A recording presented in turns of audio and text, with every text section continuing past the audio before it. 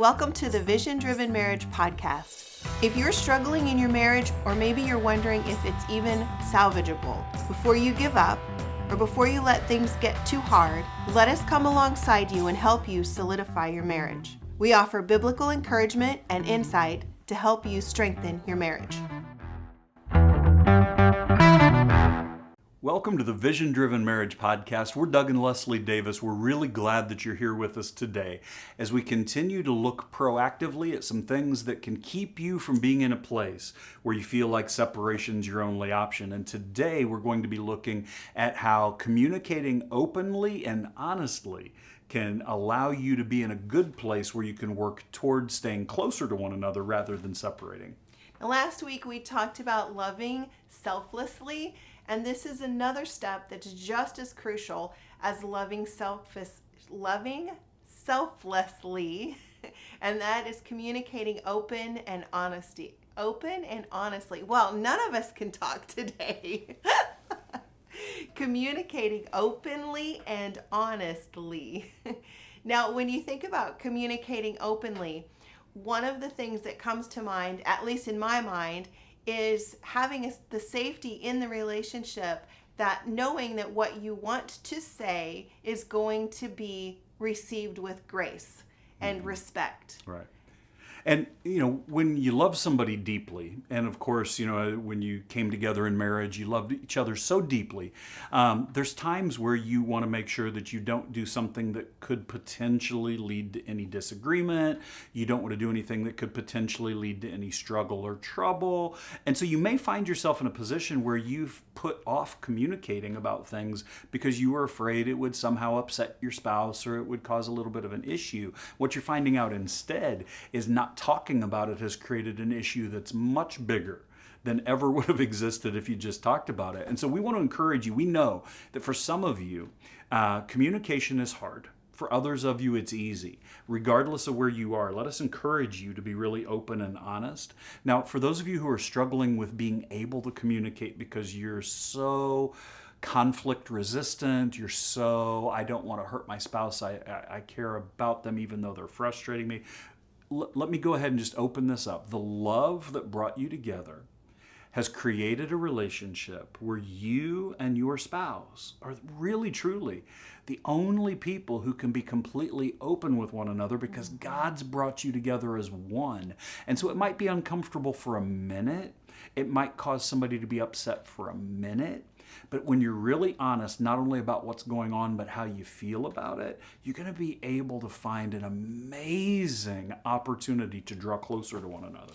But the one thing that you have to consider is that when you're in the midst of the open communication or practicing open communication, there is a mutual responsibility. You both have responsibilities in that situation in order for open communication and honest communication to work well. Right. And, one of the things that we've heard so many times, I know I've heard it when couples have come to me, and Leslie has heard things that are similar to this as well in the counseling office. We know that when communication breaks down, there's this feeling of hopelessness, this feeling of helplessness that can make it feel like the distance between us is so big we can't cross that span. That's a lie. Let me help you with this. Open communication is what's going to allow you to narrow that gap where you feel so much distance.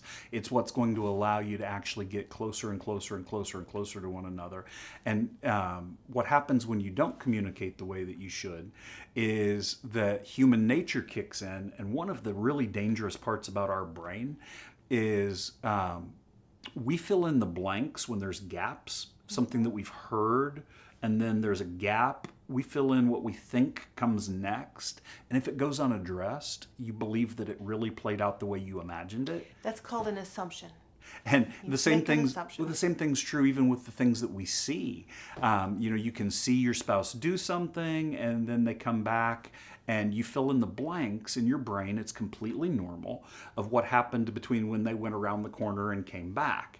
Now, the majority of the time, because we do this all the time, majority of the time it's no big deal. You assume, oh, they set their keys on the table. So when they come back later and say, where are my keys? You're like, you set them on the table even if you didn't see them do it because you filled in the blank that made sense. That's what your brain convinced you happened. Where it becomes dangerous is when you're having a little bit of a struggle with communication. You're not being open. You're not being honest. You still fill in the blanks of what you think happened when your spouse went around the corner and came back. And when you're struggling to communicate, we tend to go to the negative, and it builds that feeling of hopelessness and helplessness. There is hope. There is help, but it really starts with sitting down, being completely open. Here's what I'm struggling with. Here's the things that I wish I wasn't doing, but I'm doing. Here's the things that you have done that I just struggle with. Being really open. And then being really honest about how you feel, it's going to be huge at how that gap will slowly close. You feel like, we're so far apart, I can't jump that far. Open communication isn't asking you to jump that far. It's taking small steps where eventually the gap becomes doable. But keep in mind, there has to be the mutual responsibility of receiving that open and honest communication with love and respect, because there is a mutual responsibility in the relationship to communicate in a way, one, that honors each other, and two, that honors the Lord. Right. And so, an example of filling in that blank is if, for instance, if I wanted to go out on a Friday night and I texted Doug and said, hey, let's go out Friday night, and then he doesn't respond, I can make the assumption, because there's that emptiness of communication, of information right there, I can make the assumption that he doesn't want to go out tonight. Well, the reality is that he was probably working and didn't get to respond to my text in the time frame that I thought was yeah. And think about how easy it would be for that to happen. Maybe I was talking to a coworker outside of my car, but my phone was in the car, and so it wasn't I don't want to go out. It's that we were having a de facto department meeting in the parking lot trying to solve the problems of the world, and so she could take that as, oh, he doesn't want to, when the reality could be very, very different. And we do the same things with the things that we see. If we don't, we fill in the blanks of the things that we see. So open communication helps to get rid of that. Now, one of the things Leslie and I were talking about just before we decided to record was that it's kind of human nature. You kind of can't help filling in the blanks. I assume she had her keys, she went around the corner, she didn't have her keys. I assume she put them on the table. The reality is maybe she put them in her purse or somewhere else. But you fill in that assumption. The filling in of the blanks is going to happen. Becoming aware of it, having open communication, lets it not give you information that's false, that you then believe to be true, that you act upon for a long period of time. Relationships are damaged by not only the inappropriate things we do, but the things we believe, even if they didn't happen. Open communication and honest communication can at least eliminate the parts that didn't happen, so you can effectively deal with the parts that did. And it really is crucial. It is a crucial building block in a solid relationship. One of the things that it does when it operates properly, when there's the mutual responsibility in the relationship of communicating open and honestly and receiving that communication open and honestly, is it creates trust. And it creates connection. Yeah. And that connection is defined by the feeling of being seen and heard and understood in the relationship. I know sometimes that feeling is expressed differently between men and women. Yeah. I can say, when I feel understood, I feel like he gets me, and I can say that I feel like you get me. I feel like you understood where I was coming from, what I was feeling about the situation, but it might be described a little bit differently for the guys. Right. And even, beyond that, not every guy is going to be able to describe being understood the same way. Yeah. Sometimes we struggle to define what things feel like at all, but the reality is, when you know what it feels like when your wife gets you, right? That your spouse, whether they agree or not, your spouse understands. That is going to be a critical first step building block in being able to have healthy communication, is to know that I was heard And even if they didn't understand why I did something, they understood what I said. Even if they didn't understand why I felt that way, they understood what I was going through. That is a gigantic positive first step in communication. Mm-hmm. Some of the techniques that go along with creating open and honest communication with the mutual responsibility in play is active listening. So when your spouse comes to you and is talking about something, regardless of what it is, if you are actively listening, that's going to create respect, and that's going to give you the opportunity to really understand where your spouse is coming from. Right. Now, active listening is a lot about body language. It's about eye contact.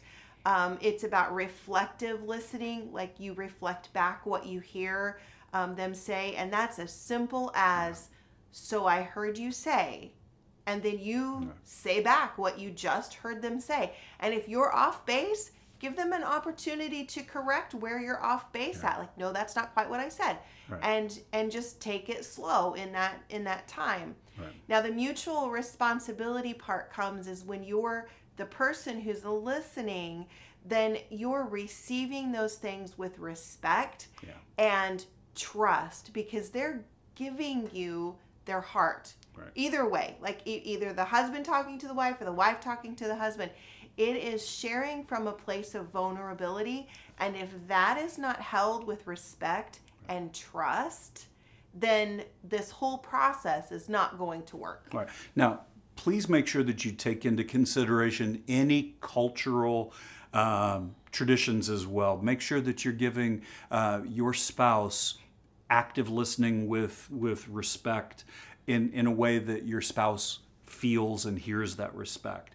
So it may be that you are looking straight ahead, but not necessarily in the eyes because of a cultural thing. Just make sure you've communicated that, because we know some cultures, when you look at the eyes, it's respect. Others, when you look, at the person, but you're looking toward their feet, that's more reverently respectful and, humbled before them. Again, just do what's going to give respect culturally, but also, speaking of culture, here's one of the biggest things you can do to actively listen and give respect. Take this and put it in a different room. Yeah.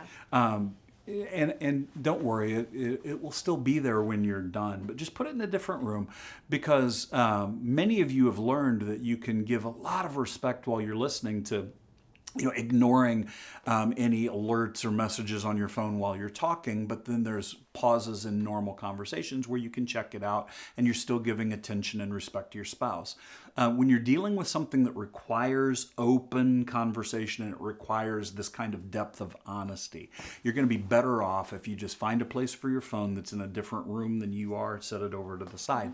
But then that's also going to be true with anything that's not demanding, requiring your attention. So, don't ignore things that are safety issues. Don't ignore things that, where your children need you. But basically, every single other thing can wait until the open communication, the honest communication, has come to either a conclusion or let's take a timeout and we'll come back in a minute. As long as you both have agreed on that. Right. And I think one thing here to mention, this is a good place to mention, is to create a time and a space for open and honest communication, like a time that you're scheduling a check-in.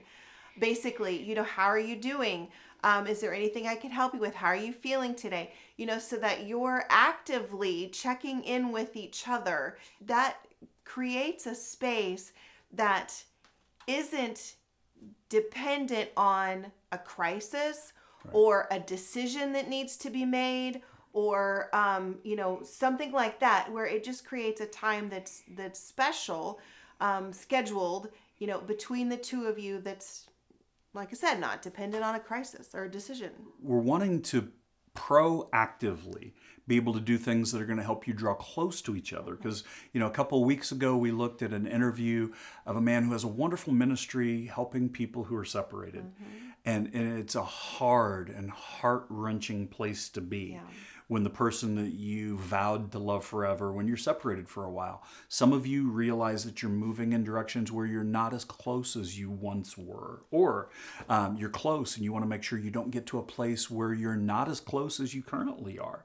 And so, as we look at these types of things, why is it that this kind of communication becomes important? Looking at every single one of the places where you can be intimate. And we've had episodes where we've talked about all of the different types of intimacies.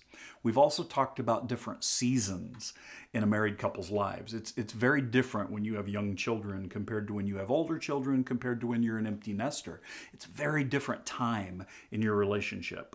But this kind of communication is absolutely essential in each one. Yes, so which places that you have been intimate, physical, emotional, sexual, or even one of the intimacies when we looked at the 12 intimacies, recreational, etc.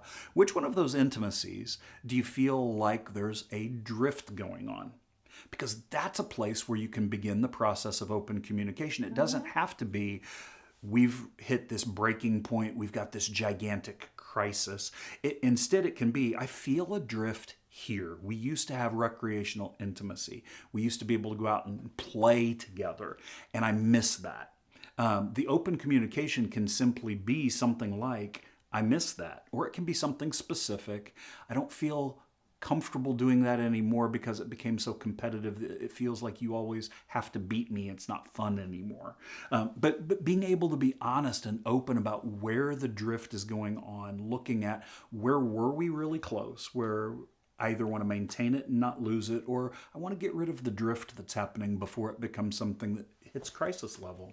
Yeah, because proactive is better than reactive. So much so. And being able to be respectful is going to be key there, because often when we're being proactive, it may be that Leslie comes to me and says, hey, I want to talk about, this area with our recreational intimacy.